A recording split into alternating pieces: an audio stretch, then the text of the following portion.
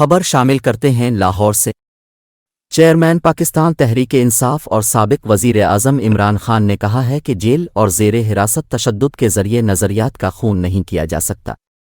समाजी राब्ते की website Twitter पर अपने एक पैगाम में इमरान खान ने अली अमीन गंडापुर के डेरा इस्माइल खान में शानदार इस्तकबालिया रैली की वीडियो शेयर करते हुए लिखा कि डेरा इस्माइल खान में 75 इस्तकबालिया मकामात के साथ अली अमीन की रैली बहुत बड़ी थी, जिसमें शरीक तवानाई से भरपूर लोग 20 किलोमीटर तक इसकी गाड़ी के साथ पैदल चलते रहे।